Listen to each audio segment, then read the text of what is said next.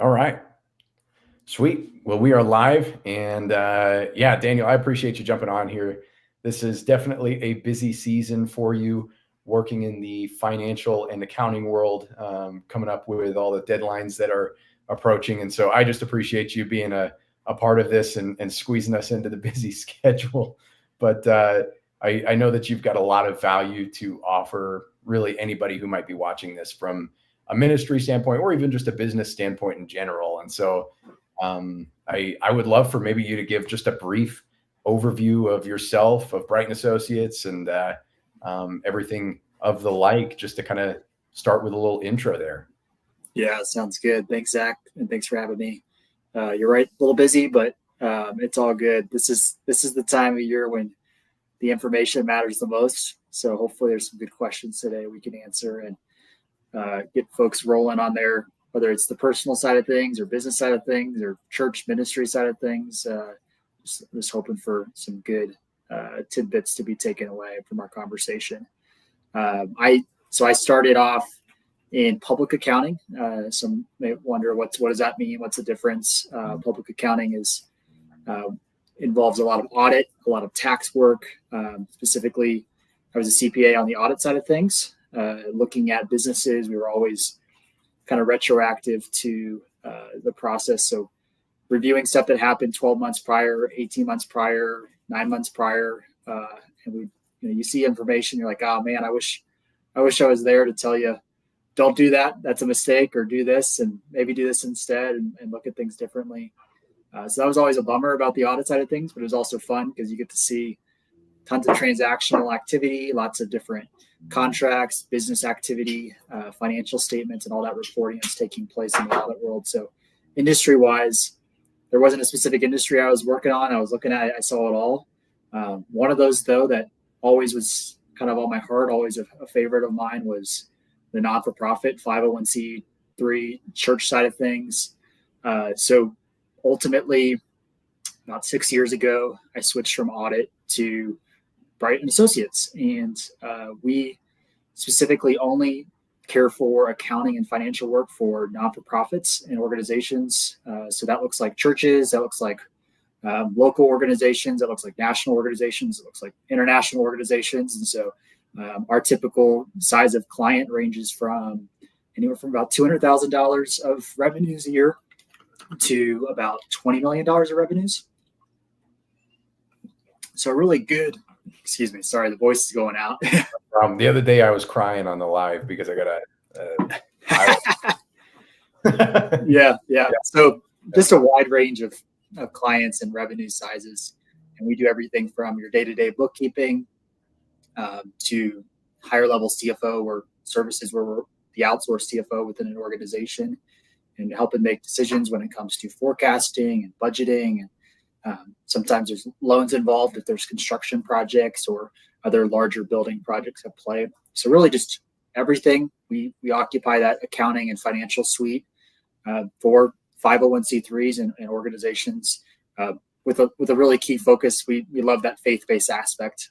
For me, the work that we do isn't just about doing work and getting a paycheck. It's about a higher purpose, what we would call our kingdom purpose, how God's made us, how he's wired us.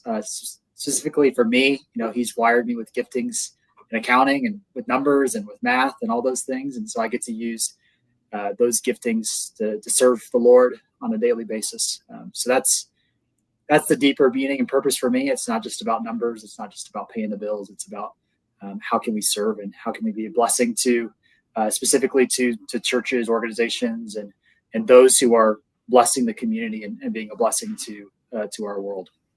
Yeah, that's really cool. And I think the neat concept there is that you not only work with the financial stewardship of actual money involved with these organizations, but also you are a steward in your work in the way that you are given these gifts that no one else has. They're unique to you, and you're able to use them for the glory of God, which is pretty cool. And I think that's awesome, kind of the idea of just stewardship and finances as a whole. And so I'm curious what on the side of a $200,000 versus a $20 million operation, Tell me a little bit about how maybe the stewardship differs when those values start to expand from an order of magnitude, or just how the accounting differs as a whole. Yeah. Yeah. So I'd say the biggest thing is at that $200,000 level, you can look at the bank account and you can know what's going on. You have a pretty good feel for things. You can say, okay, we got 20,000 in the bank. We're going to be able to make payroll. We're going to be able to do XYZ project. What we've got in the bank is basically what we're going to have to spend and what's available for current activities. When you get to those bigger companies, it's the unknowns that will get you. It's what you don't know, what you don't see coming, what we would call liabilities in the accounting world. It's all the liabilities, whether that's debt payments that are happening, whether that's a bill for services that hasn't come through. And sometimes those are, $50, $60, $100,000 in nature. And so for our accounting purposes, we're always evaluating the what ifs. What are we not looking, what's not present here? We're doing what's called a GAAP accounting or accrual accounting. And so making sure that things are fully known and present. And so we don't just start looking at the cash balances. We look at what we would call operational cash available. And so that's going to be your cash balances less any current liabilities or any obligations that are due within the next 120 days or so. And that's what we would say is available for making decisions about ministry activities, about specific purchases. So everything goes from like a much smaller scale and understanding of what's coming up to, man, now you've got 50, 60, 70 things that you're having to think through and worry about when it comes to making sure that operations continue forward from a financial perspective. Yeah, and I can only imagine it's probably incredibly important at that point to either have someone on staff who is full time doing that kind of thing, or B, an outsourced resource like yourself involved in navigating those processes, especially as those numbers get larger. Just because I can only imagine how messy that would get at the $20 million range, where there's just a lot of moving parts, and the organization takes really a professional and an expert, other than maybe someone who's kind of doing some part-time bookkeeping on the side or something like that. So yeah, you got to be involved day to day. It's not just something you can do once a month or once a week and get by. There's always things coming through, always things happening. And so whether it's someone on staff or someone it's third party like our team, there's usually at least a few different hands working on stuff with the larger churches and larger organizations. But you're right. Yeah, just there's more that happens, more that's going on. You got to be present on at least a daily basis, I would say, for those things. Yeah. Obviously at the upper level, there's probably one of the biggest challenges is just keeping track of everything. I'm curious on some of those smaller organizations that are in maybe the $200,000 range, or maybe below, if there's some that might be on the book like that. What are some of the challenges that they end up running into from an accounting standpoint, and how can they combat those, I guess? Yeah, probably the main reason why most of these folks end up coming to us and asking for help, and depending on the size, either it's pro bono in nature and we just do it to help and serve and bless, and sometimes we have to charge a little bit just to make sure we can cover payroll and other costs depending on the size of investment. But usually the main pieces that we're looking at are going to surround getting prepared for loans. So when you want to get a loan from a bank, you've got to submit financial statements. Those financial statements have to be in accordance with GAAP or generally accepted accounting principles. Your average, bookkeeper or your average individual who might be running their own QuickBooks account with that smaller level entity isn't going to know what they need to book or what they need to ultimately classify different things as. And so, in our instance, a lot of times churches will come to us saying, "Hey, we requested this loan," and the bank tore up our financial statements and threw them back and said, "These are useless. We can't use these. They're not going to get you anything."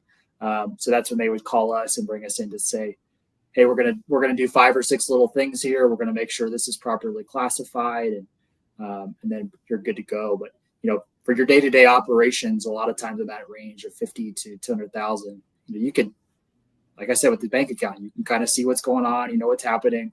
But as soon as you start having to report data, or you have to request a loan, or you're requesting a financial or foundational grant, these entities want to see financial statements that are tidied up and in accordance with what they're used to seeing from a usual request perspective. Gotcha. Yeah, I guess I wouldn't have really thought about kind of having the clean financials for something like that. And then, I mean, that does raise kind of another question here too, is obviously on the, biblical side of finances, the goal is to avoid debt at all possible. And so, I mean, are there generally any sort of other avenues that you might recommend to maybe a church, a ministry, or a nonprofit to avoid using those kind of vehicles in the first place? Or, I mean, sometimes it may be somewhat unavoidable depending on the goals for the ministry. But how would you recommend going about maybe adjusting the strategy there to avoid debt? Yeah. Unfortunately, so much of our world is tied into that. Yeah. The debt side of things.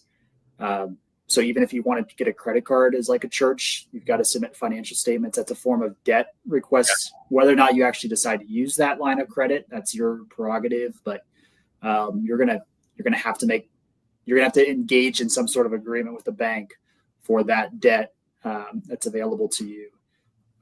So obviously, don't go into credit card debt if you're a small business or if you're a church or an organization. It's one of the most detrimental things just from an interest perspective and trying to pay it off. And if your cash flow streams, which for an organization are usually contributions focused, you can't just ramp up contributions or like you could do with a business where you just do more services and now you can pay stuff off. But really, you're at the ultimately just the will of how many contributions come through to pay those things off. So we're just, if you can stay away from that from a smaller business perspective. It's also harder to ramp up a lot of times. Stay away from that if you can. We're actually more probably positive on the using debt for purchases of assets. We're not talking purchases of vehicles. We're not talking purchases of sound equipment or other things like that. Try to use cash if you can for those pieces. But a lot of times, if you've got to purchase land or a building and there's some sort of non-depreciating asset is what we would call it at play, that's when you would debt would be a good option for these organizations, because the way you look at it is you're either gonna have to spend money on rent or a lease, or you're gonna have to spend money on the loan. The math long term is always going to be better for a loan because you're investing in an asset that you get to hold on to at the end of the term. The lease, you're making payments and then you don't have a whole lot to show. But it's hard to get to that place of being able to be approved for debt. Good news is banks are usually pretty cautious these days around that, especially for churches and non-for-profits and organizations. Smaller businesses would be the same thing. They're very cautious. So if you're usually approved for some sort of asset purchase or acquisition, you're probably in good shape when it comes to like a building, because they're going to be very, very conservative in their approach.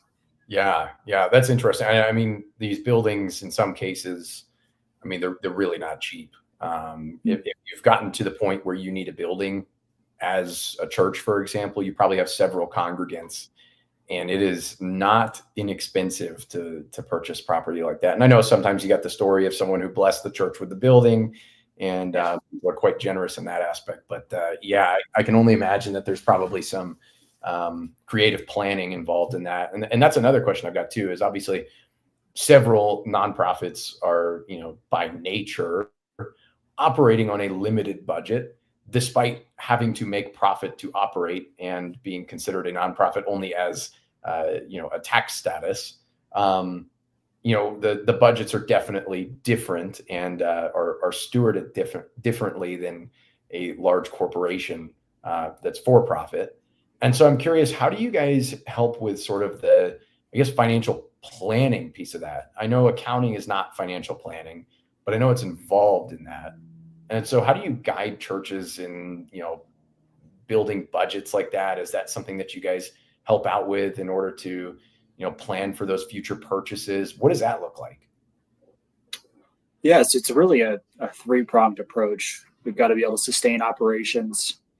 We've got to be able to understand the future goals, whether that's a purchase, whether that's a renovation, whatever it may be. And we have to understand, like, what do we do with the money as we're saving? Because inadvertently, if we're setting a goal to save money, we want to make sure that that is being stewarded well, not just burying the talent, so to speak, to pull a parable out. We're not just burying the talent. We're going to be investing it in either, depending on the size, it could be anything from treasuries to a high yielding money market account to there's a lot of options for what we would call insured money market accounts that protect it from a FDIC perspective.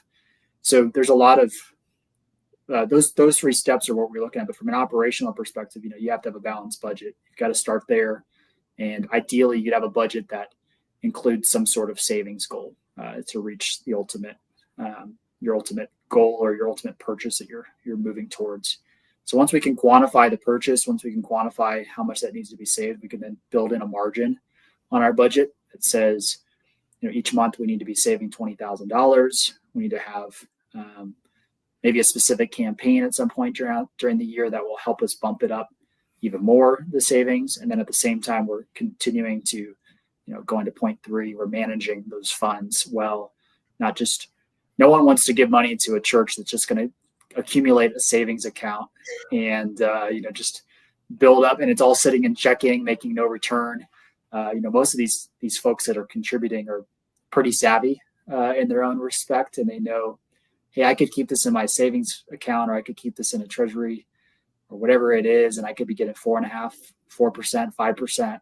So if the church is doing the same, they at least feel better about contributing and helping build up those reserves. So that final piece is really key in communication on these sorts of campaigns of how are we going to steward your money well, protecting it against operational creep, but also protecting it from things like inflation and other factors in the market.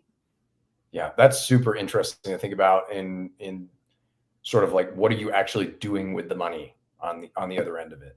And it's not unlike, it almost seems like almost like the intermediate to advanced version of a personal budget and whatnot. You're really just, there's a little bit more regulation, I'm sure, and a little bit more I guess structure to it than maybe what you've got with a home budget.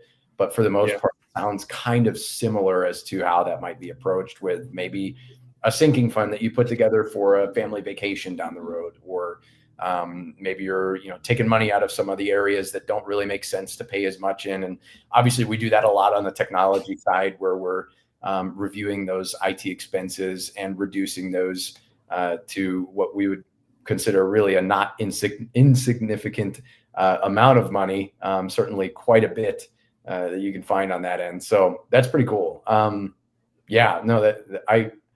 guess it seems almost like there's this scary piece to it when it comes to managing finances, but the way that you're describing it, and you guys as professionals ease that spookiness, if you will, about of dealing with finances inside of an organization. That's pretty cool. I think that speaks to kind of the character that you guys have, and almost the financial discipleship that you have towards some of these ministries and nonprofits. So that's pretty cool. I'm curious too on like just a major success story. If there was one or two that you could pick, like what's kind of like one of those big success stories, maybe a church that had no financial management at all and you transformed it, or maybe you were able to help them to achieve a certain goal. And obviously I'm sure that the names can't be shared, but maybe just a idea of what might be a good success story with that. Yeah, I think what I would say the most impactful moments, but also the hardest moments for us, are always going to be around, decreases in giving, significant decreases in giving, or significant decreases in different revenue, and how do we make sure we budget accordingly, and how do we make sure we make adjustments accordingly, especially when you start getting involved with like personnel pieces. That's always really impactful, both to individuals, I feel like to the churches or organizations it is as well, because those folks are key to making sure different ministry pieces are happening. So I think our biggest success was just helping walk one of them, I would say there was a church that was just needing to make some adjustments. They had, based on different factors around COVID, there were just some things that had happened with congregational trends, and they couldn't sustain their current kind of lifestyle when it came to a building, when it came to the number of people on staff, all the different activities that they were having on a day-to-day basis. So around that same time, we went out and helped them get the ERC funds, which I'm sure everyone's been bombarded with in some capacity. We helped them to do so legally, and I would say also just did it as part of our services. There were no fees, and so helped them go out and get it was about $500,000 of ERC monies. Wow. And that helped them sustain a path forward for the next year and a half, 2 years. It allowed us, we didn't have to lay off anybody. There was just natural attrition that occurred over that same process, and we didn't replace anybody. So the church was not feeling unsupported through the process. And so what went from a conversation at the beginning of, hey, we're going to fire these 5 people, and we can't even pay them proper severances, and it's really bad, and we weren't feeling like we were caring for them well, and who knows what the congregational impacts were. We were able to sit down and project out, you have enough money for this, you have enough money for this. This is what we're going to do. We're going to cut back on maybe less food when it comes to like ministry events. We'll have people bring, we'll do like potlucks instead of catering for different events. So we'll do those things, and then we'll also at the same time just allow for the natural progression over the next year and a half. And so 2 things, obviously we sat down and budgeted, but also we were able to help them get the ERC monies, and that was just huge for their sustainability. So that was something that I think both had a kingdom impact, and for us also had an impact on real people's lives and their jobs, and making sure that they could care for their families well, because we went from being in a tough situation and tough ministry situation to, man, everyone was happy, everyone was cared for, and at the same time, there were really no significant impacts to the day-to-day operations of the church. Yeah, that is super cool. Yeah, I mean, I think above all, the biggest thing that stands out to me in that is like a care for the congregation, a care for the staff, and just a care for people in general. And all of that, the core of that, there's clearly just a Holy Spirit element to that, I would say, in putting everything together. Yeah. Amen. Yeah, that's awesome, man. That's really cool. Well, I'm also curious too. So I obviously, like I said, I work in the IT space, and that's really, for the most part, the only space that we see. Sometimes we see some of the energy stuff and those bills, but you see in each of these churches everything from a financial standpoint once they've kind of opened curtains to that and given you the ability to look at that. Where are some of the areas that you're seeing maybe the biggest overspend or the largest opportunity for savings in any of those facets? And it may be IT, I have no idea, but I'm just curious, like, is it IT? Is it, is it software or something like that they're doing for payroll or their CHMS, or like, what does that look like? Yeah, that's a really great question. It depends on the entity and what space. Sorry, just picking random times to go out. It depends on the entity and which spaces they're in. So, a church is going to look a lot different than maybe an organization that's focused on teen ministry, specifically teen ministry on the streets or whatever it may be. I would say there's that commercial. I think it's Rocket Money or something that says, plug this in and you'll see that you're paying for Netflix times 4, or you've got an HBO Max, you got 5 HBO Max subscriptions or whatever it may be. And honestly, the biggest thing we see that's just kind of wasteful in nature is those subscriptions that we get signed up for, and there's different cards that have signed up for the same thing, and nobody knows who has what. And then somebody switches a role at the church and their card keeps charging the subscription, and no one knows where the login is. And so before you know it, you've got $1,000, $2,000, $3,000 a month of just Google subscriptions, Adobe subscriptions, a couple different project management systems.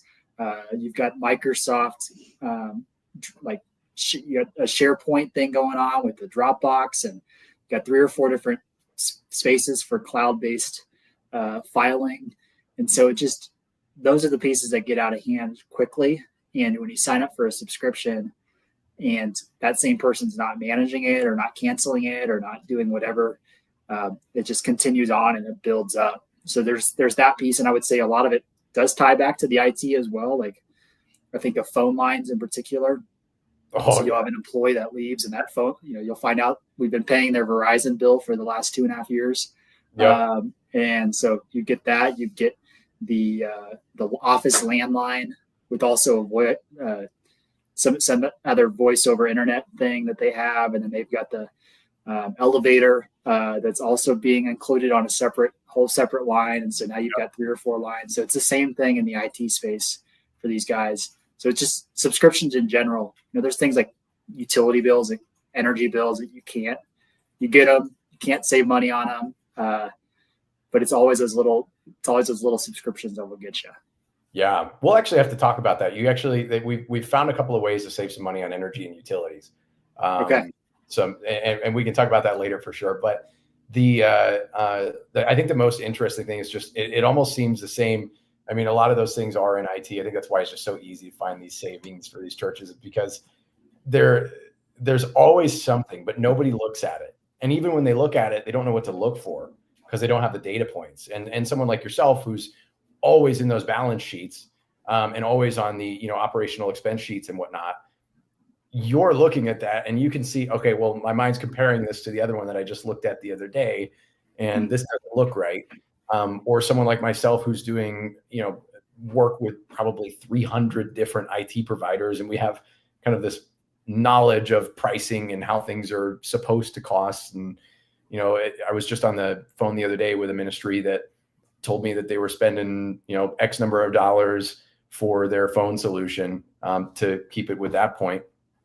And I immediately knew that we could drop the price by almost $1,000 a month.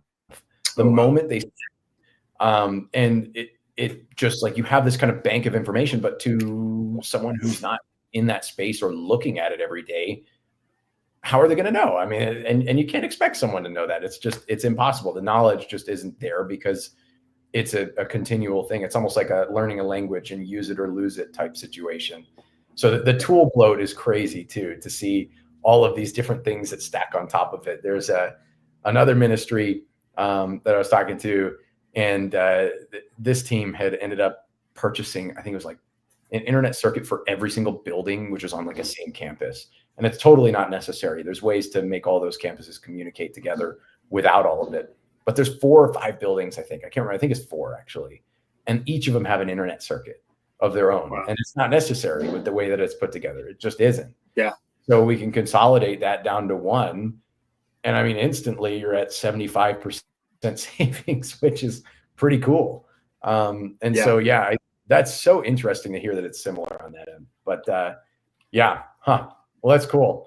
Well, I know that we're kind of coming up on time here, and I want to be respectful of that because I know you're in the busy season, of course. But I guess the final things I want to leave here with are, number one, like if you have one piece of advice to give to organizations on managing their finances or struggling with their finances or bookkeeping, whatever it may be, just one piece of advice in general from your perspective, what would that be? Number 2, how can people connect to you? And number 3, any final thoughts? That's just how I like to close out. Yeah. No, thanks, Zach. I'd say the biggest thing that we see is folks just don't ask for help until it's almost too late a lot of times. I have a specific kind of thought here. There's an organization that received a letter from the IRS saying that their 501c3 had been revoked. So they're no longer considered a non-taxable entity. That means every single contribution that's come in is now taxable in nature. So people can't write it off. Wow. Not to mention that organization's now going to have to pay taxes. And so it ended up getting a letter that to this effect. And thankfully we're able to step in and help. But as we're going through it all and figuring out what's going on, it's not just one thing that happened. It's 15, 20 different things that have happened over the last 3 to 4 years. And it's we're getting to this point today where it's more work to just get it all fixed and get it all corrected than it is if we had just been along for the whole time, for the whole ride from the beginning. So I think a lot of times folks are just thinking like, hey, we got this under control. It's not that bad. Things are okay. Payroll stuff, we're going to do our own filings. We're going to care for different things. And then you get to, whether it's the end of the year filings from a W-2 perspective, or you get to a tax return that's being completed and you're like, oh no, no, we have bigger issues here. And a lot of times you don't even know it until you get a letter from the IRS or from the Colorado state or whoever it is, whatever the governing body is. So I think that's the encouragement. If you have got someone on your team or someone that's in your congregation or a board member, depending on your structure of business, who has knowledge on financial things, just have an open conversation with them. They're not going to judge you. I can tell you that. They understand, all of us understand that, it's a complex world that we live in when it comes to financial matters. We're happy to help. And so we'd rather be able to provide advice earlier on versus waiting and trying to have these bigger things blow up that cause issues. So just the sooner you can ask questions of your trusted advisors or volunteers, or if it's us, it's always better for the long term. And most of those conversations are fairly easy and straightforward. Like I said, what becomes difficult is if you start getting actual issues that have been escalated, and now you have to provide everything plus XYZ, and it's just more difficult in those times. So that would be my recommendation: is don't wait till it's too late. Ask questions. Be very humble in those times. I can tell you, there's no judgment. It's a very complicated space. So secondarily, if you got questions after this conversation or you want to reach out, you can do so just by going to either our website. There's a contact us page. So that's thebrightcpa.com. Or you can send me an email personally. It's Daniel@thebrightcpa.com, and that's TheBright, like the light, like my name, and then CPA.com. So those are the two best means of communication if you've got questions or I can help with anything.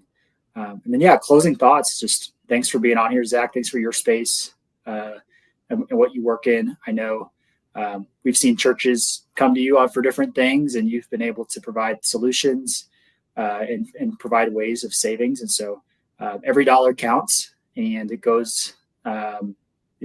means that we can spend more money on kingdom work, on ministry work, on helping people. We're not just having to spend money on those more operational or administrative items like IT and telephones, you name it, whatever the subscriptions are that that you can help with, which I know is a lot. So just really appreciate your time and what you do and how you serve both our clients and serve. I know that many other clients in the Colorado and United States area. Yeah, that's awesome. And I would also add, we over at Lamb Telecom have sent Daniel clients very close to us, and we trust Bright CPAs with our lives. So if you have any sort of concerns and you're watching this, any sort of financial concerns or anything that you need help with from a financial standpoint as a ministry, I could think of really just about no one better than Daniel to take care of you. So Daniel, I appreciate you jumping on here. Thanks, man. I appreciate the time, and looking forward to continuing the partnership here. So. Sounds good. Thanks, brother. Thanks.